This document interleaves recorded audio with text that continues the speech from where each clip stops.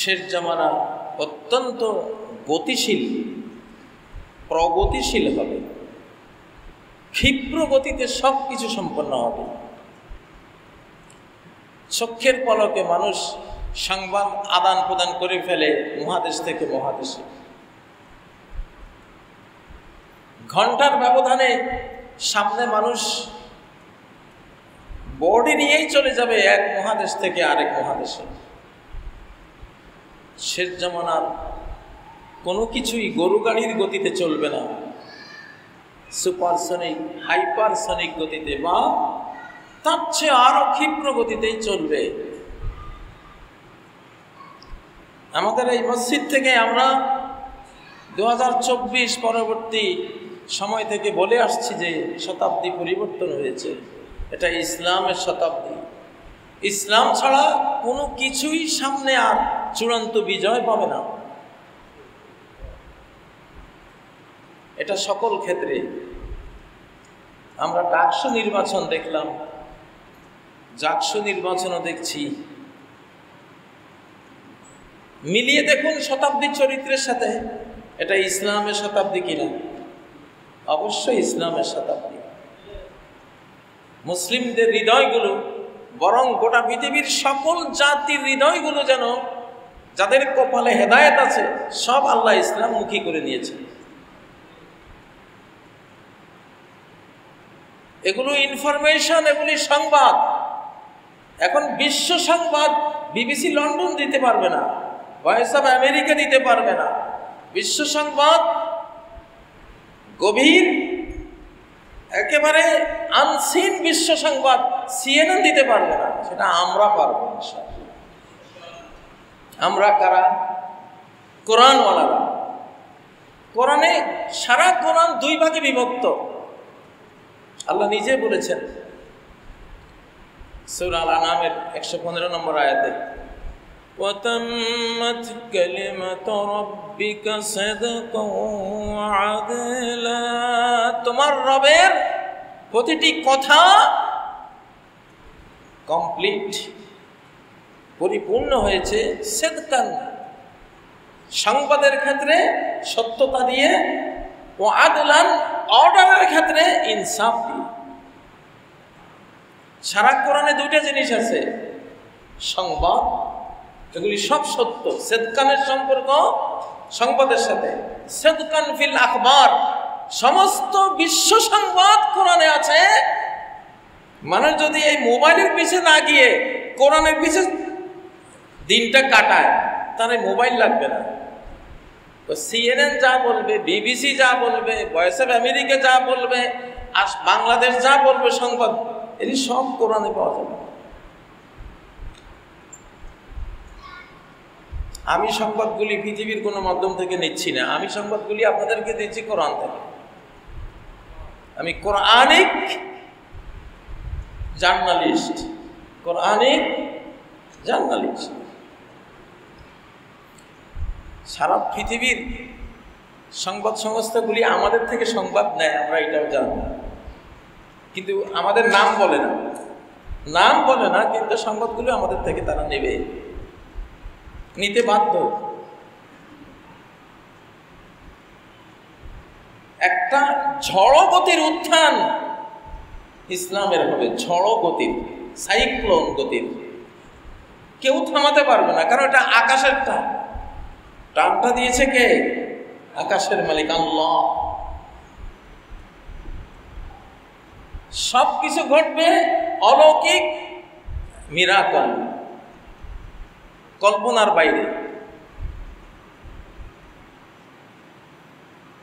24 পূর্ববর্তী রাজনীতি আর নাই, 24-এর আগের রাজনীতি নাই।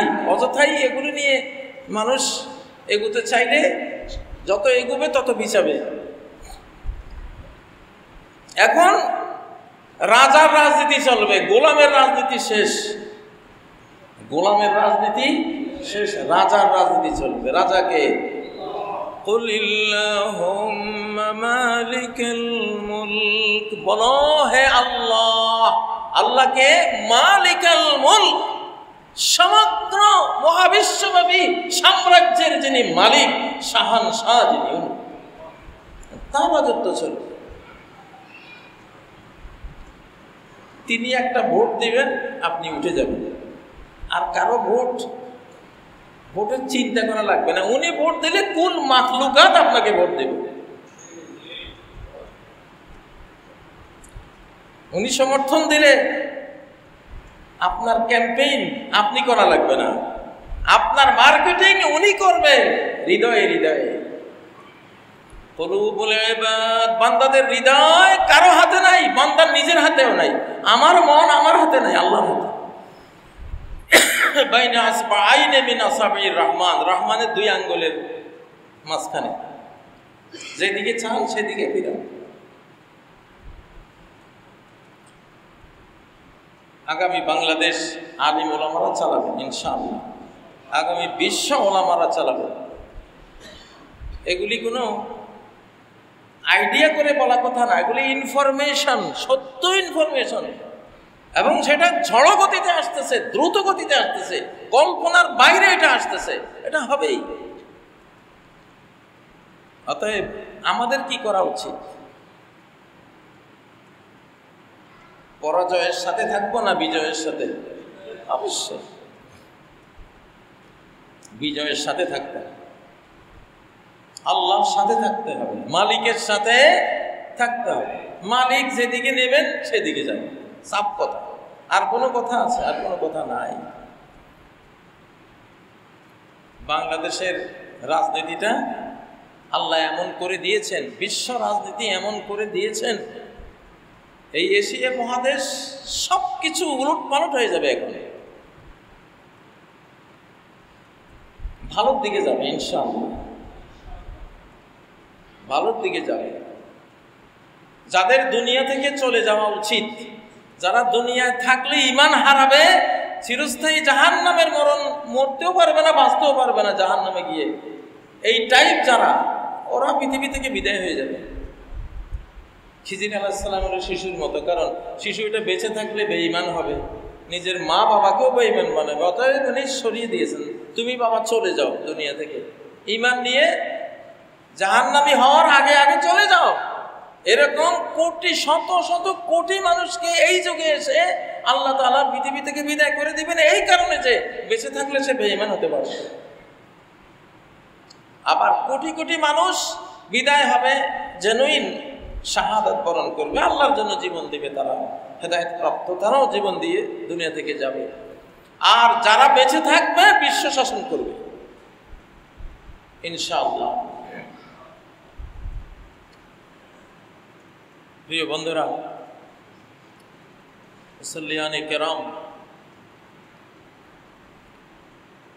রাজনীতি হলো খুনাখুনির জায়গা। জেল, জরিমানা, গুম এবং মান অপমান, উত্থান পতনের জায়গা হলো রাজনীতি। এই জন্য ইসলামের রাজনীতি যারা করে, নবীজি করেছেন সাল্লাল্লাহু আলাইহি ওয়াসাল্লাম, তালিওয়ালা জামা। মৃত্যুর সময় বাড়ির মধ্যে কিছুই নেই, যুদ্ধের কিছু, আল্লাহর পথের যুদ্ধাস্ত্র কয়টা ছাড়া কিছুই নেই। একটা খচ্চর ছিল, তাও যুদ্ধের বাহন।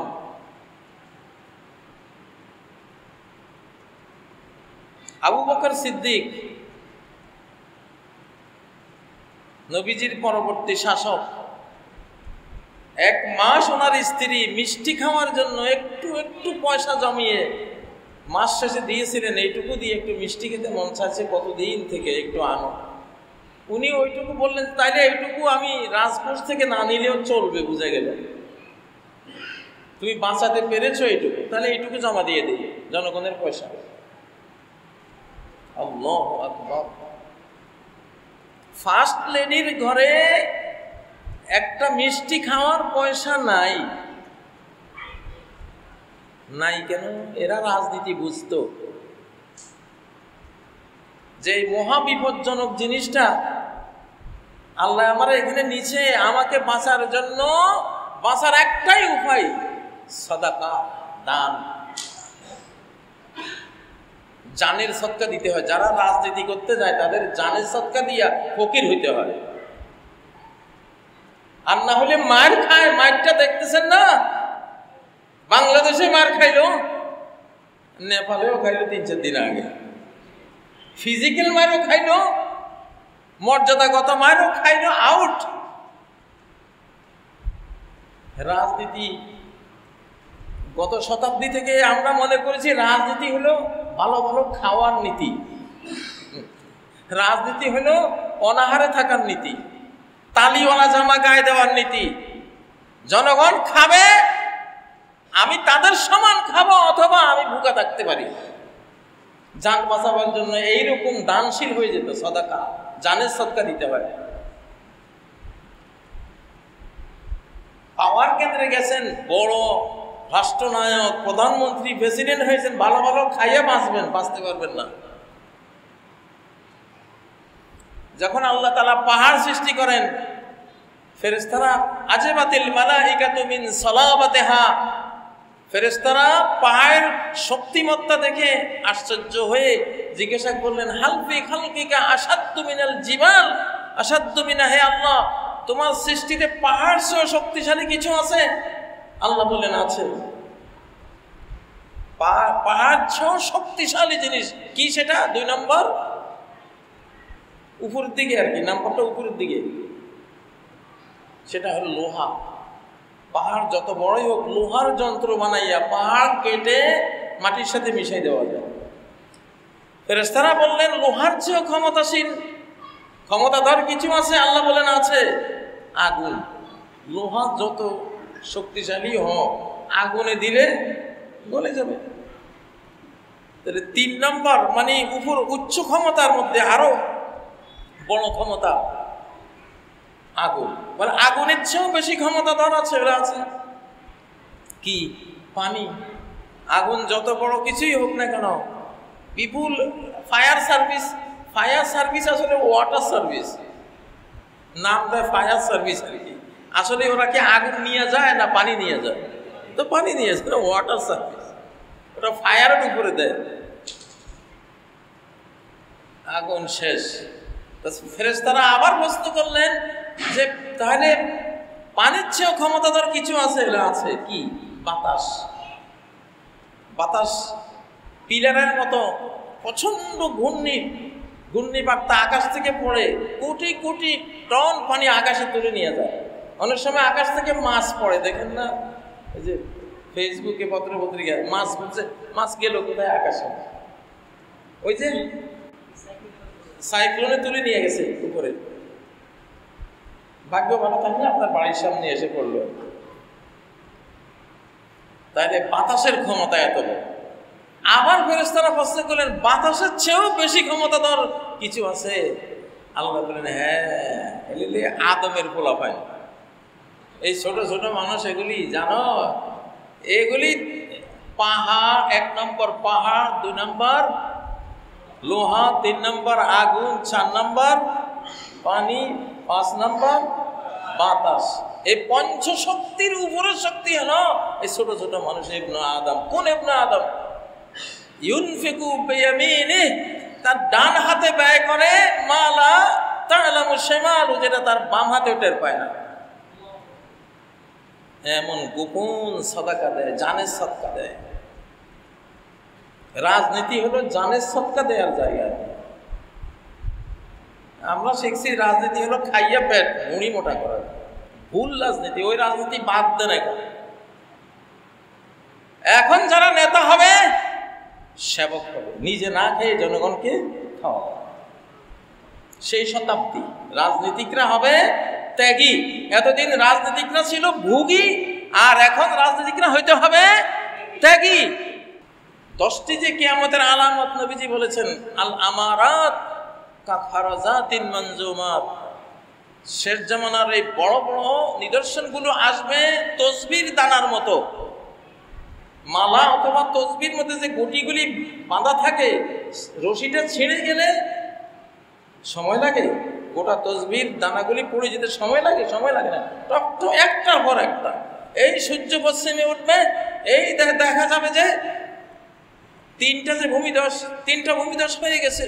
3 ভূমিধসের পরে গোটা বিশ্ব ধোঁয়ায় আচ্ছন্ন হয়ে গেল। ধোঁয়াচ্ছন্ন হওয়ার পরে দাব পাতল আরো মাটি ফেটে ওই জন্তু, বিস্ময়কর জন্তু বেরিয়ে গেল। এরপরে দেখা গেল দাজ্জাল এসে গেল, দেখতে দেখতে ঈসা আলাইহিস সালাম এসে গেলেন। মানে একটার পর একটা, সময় লাগবে না, অত্যন্ত দ্রুতগতিশীল এই যুগটা, দ্রুতগতিশীল। এই জন্য উত্থানও হবে দ্রুত গতিতে, পতনও হবে দ্রুত গতিতে। প্রিয় ভাইয়েরা, সেজন্য যুগের চরিত্র বুঝে, বৈশিষ্ট্য বুঝে আমাদেরকে আমাদের জীবন পরিবর্তন করতে হবে। আগেরটা আর চলবে না, আগেরটা আর চলবে না। যদি ফ্যাসিবাদেরটাই চলতো তো ফ্যাসিবাদী থেকে যেত। এখন ওটা চলবে না বলেই, যুগ পরিবর্তন হবে বলে আল্লাহ ওদেরকে বিদায় করে দিয়েছে। তোমার যুগ শেষ, তোমাদের যুগ শেষ, বেঈমানি, কুফরি, মুনাফিকি, গাদ্দারির যুগ শেষ। তো ওদের চরিত্রই যদি আবার বাংলাদেশে ফেরত আসার মতো হইতো, তা আল্লাহ তাআলা কিছুতেই এই আখেরি জামানায় কিয়ামতের পূর্বক্ষণে 5ই আগস্ট আল্লাহ ঘটাইতেন না, ওইটাই রেখে দিতেন। কিন্তু এখন আর চলবে না ভাই, চলবে না। আমার কথায় না, কার কথায়? এটা ওনার কথা। সূরা নূর একটা বিস্ময়কর আয়াত, আয়াতে ভরা সূরা নূর। প্রত্যেক নারী পুরুষকে সূরা নূর পড়া জরুরি। মুসলিম সাম্রাজ্যে সূরা নূর সকল নারীকে পড়ানো হতো আগে। আমরা হারাই ফেলছি, আমরা পড়ি না। সূরা নূরের মধ্যে 35 নম্বর আয়াত থেকে 55 নম্বর আয়াত পর্যন্ত, 55 নম্বর আয়াতে বলছেন, গোটা বিশ্ব সাম্রাজ্য আল্লাহ তোমাদেরকে দেবেন। তোমরা কারা? যারা ঈমান আর সৎ চরিত্রতা, সৎ আমল, সৎকর্ম এগুলোর উপরে যাদের জীবন, আল্লাহ তাদেরকে লা ইস্তাখলিফান্নাহুম ফিল আরদ, আল্লাহ তাদেরকে গোটা পৃথিবীতে খেলাফত দেবেন, কর্তৃত্ব দিবেন, নেতৃত্ব দিবেন। এই কথাটা বলার আগে আল্লাহ অনেকগুলি বিধিবিধান উল্লেখ করেছেন এবং এর পরেও উল্লেখ করেছেন। কোন চরিত্রের মানুষদেরকে আল্লাহ বিশ্ব খেলাফত দেবেন, কোন যুবকদেরকে আল্লাহ তাআলা বিশ্ব চালাবার দায়িত্ব দেবেন। 55, 56, 57 এই আয়াতগুলিতে এগুলি আলোচনা করে 58 নম্বর আয়াতে বলছেন, ও ঈমানদাররা, তোমাদের মধ্যে যারা নাবালক, শিশু, 5-6 বছর, 7 বছর, 8 বছর, নাবালক পোলাপান,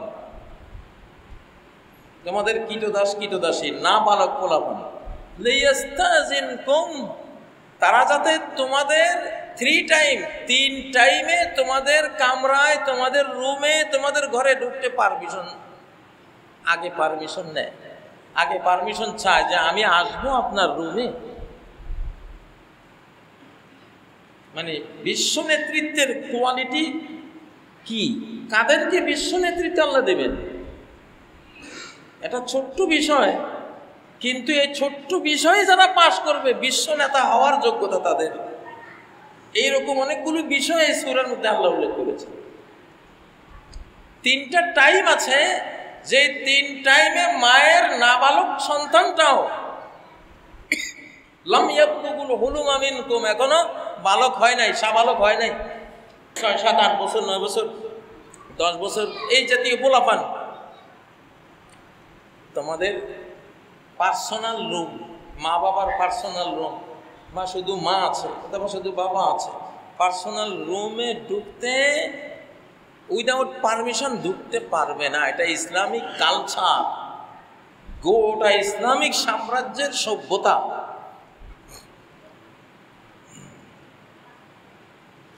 নারী জাতিটা কতটা সংরক্ষিতা। আপনার মা, আপনি মায়ের ঘরে ঢুকতে পারবেন না 3 টাইম অনুমতি ছাড়া। মিন ক্বাবলে সালাতিল ফজর, ফজরের নামাজের আগে। মা ঘুমিয়েছে, ঘুমের মধ্যে সবাই একটু অসতর্ক থাকে, আপনি ওই টাইমে, মা হোক না মা, হোক না দাদি, হোক না নানি, তার ঘরে আপনি উইদাউট পারমিশন, তাকে না জানাইয়া যাবেন না, নিষেধ। কোরআনে উল্লেখ করা, কোরআন সহজে কোনো মাসালা খুচরা মাসালা বয়ান করে না। তাহলে চারিত্রিক বৈশিষ্ট্যটা, বিশ্ব নেতৃত্ব দেওয়ার প্রসঙ্গের আয়াত, বিশ্ব খেলাফত দেওয়ার আয়াত উল্লেখ করেছেন 55 নম্বরে, 58 নম্বরে এই আয়াতটা। মেয়েরা যে আজকে শিবিরের গোলাবান্ডে ভোট দেয়, কেন দেয়? কারণটা কি? ওরা দেখছে যে না, এই ছেলেগুলো আমাদের সম্ভ্রম নষ্ট করে নাই, করবে না, তারা আস্থা পাইছে।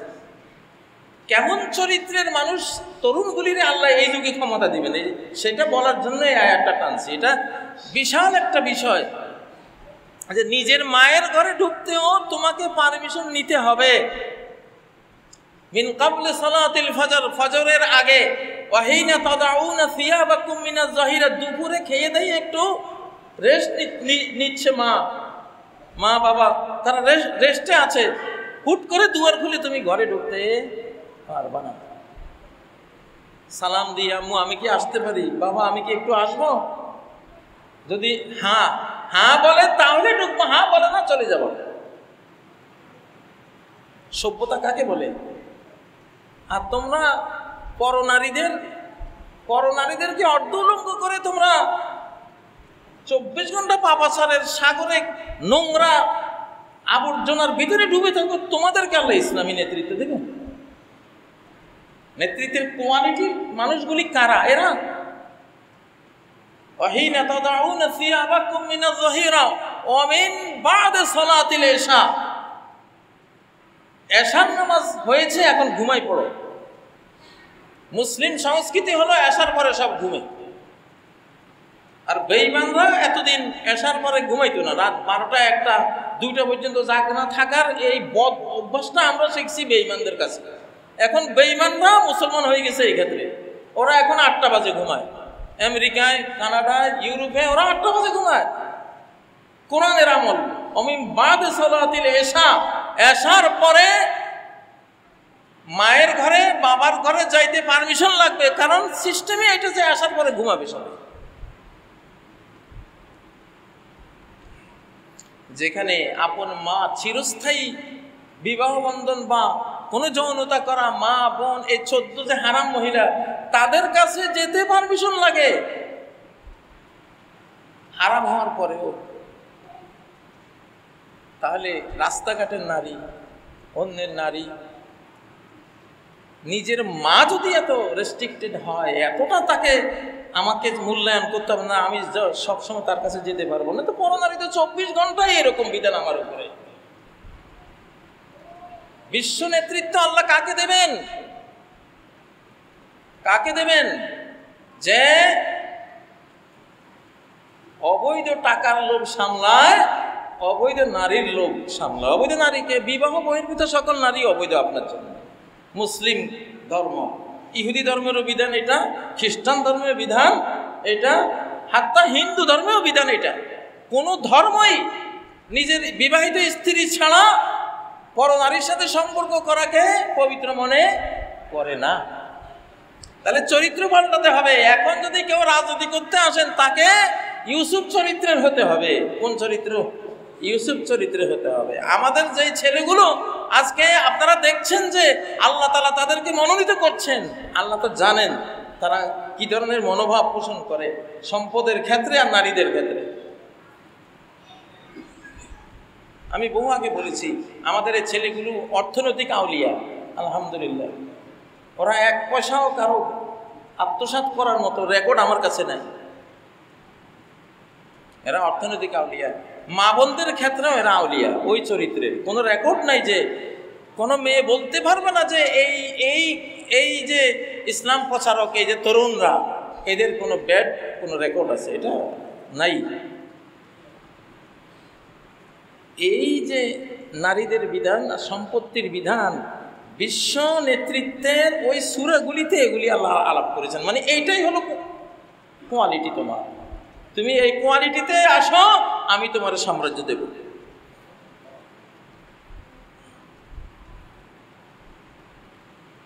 আসলে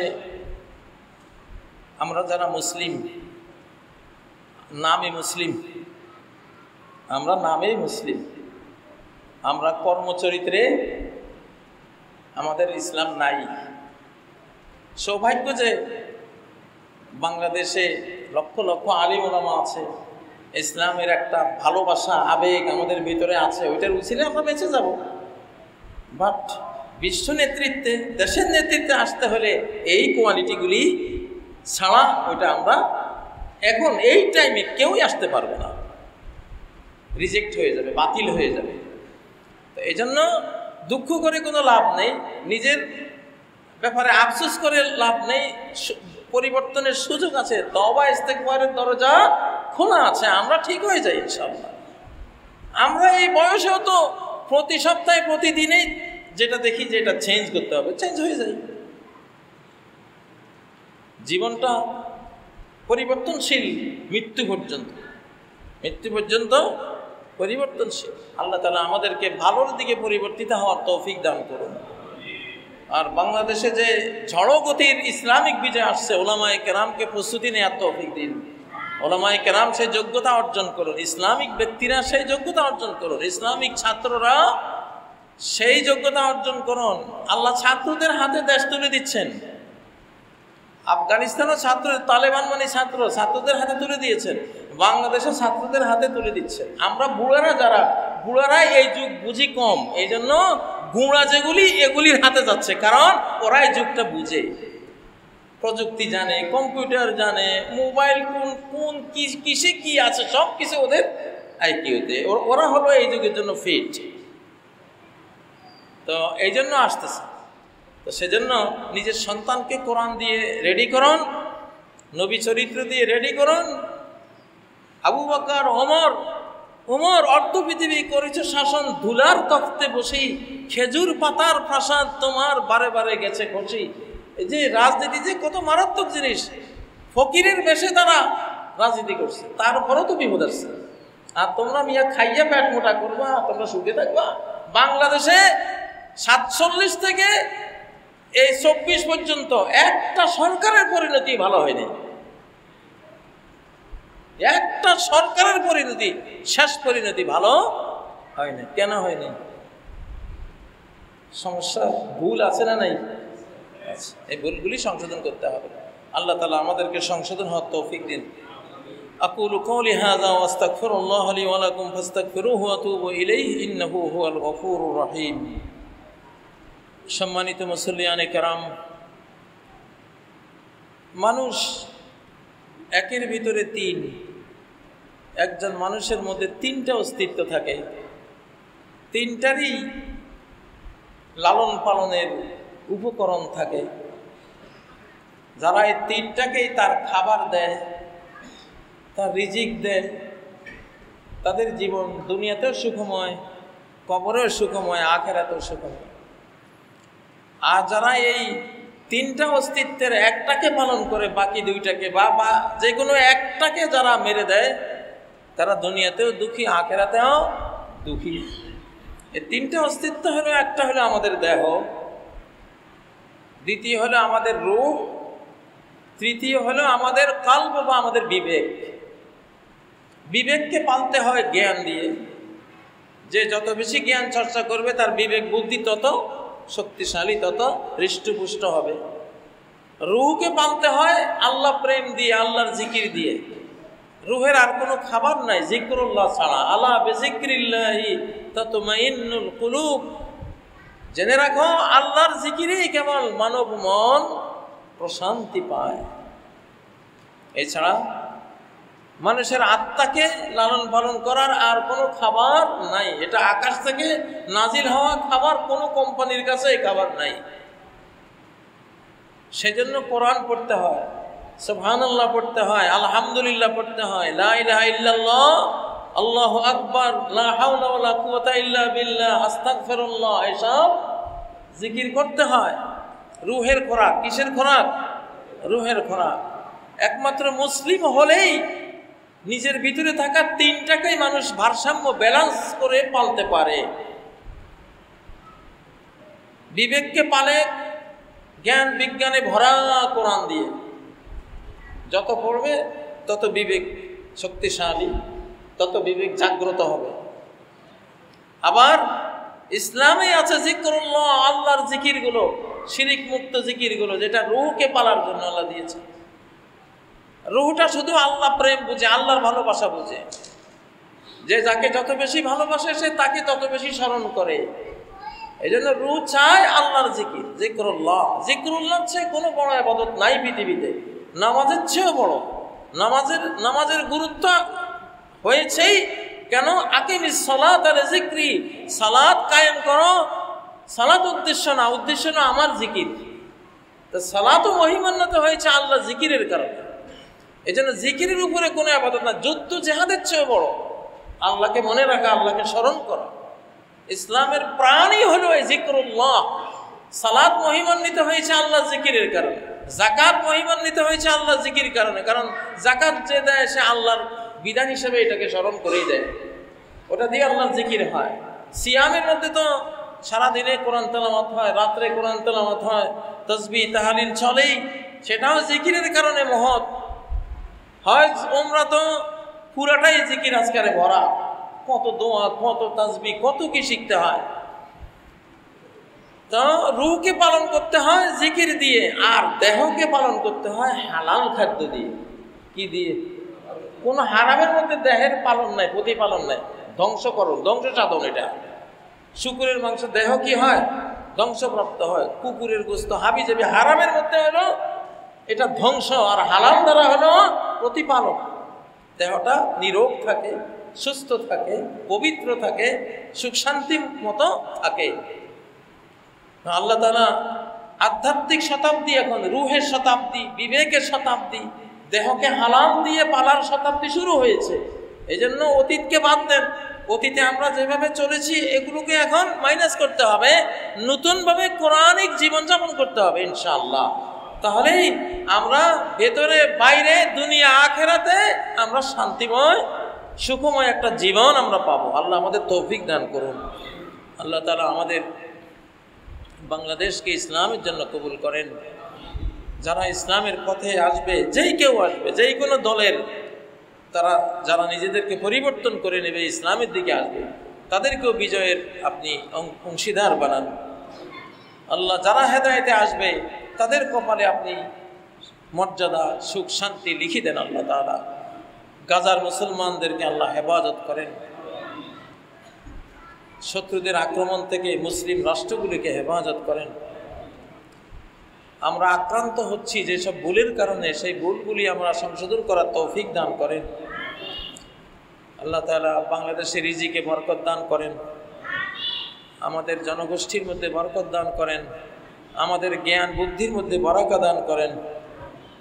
আল্লাহ যারা লক্ষ লক্ষ কোটি সন্তান যারা বিদেশে পড়ে আছে, আল্লাহ তারা ওই কষ্টকর জীবন ছেড়ে এই দেশে যখন আসবে, বাকি জীবন যাতে সুখে শান্তিতে তারা কাটাতে পারে সেই রকম ব্যবস্থা করে দেন। আল্লাহ আমাদের জন্য যারা জীবনের সুখ শান্তি ত্যাগ করে, আমাদেরকেও তাদের জন্য কিছু ত্যাগ করার তৌফিক দান করেন।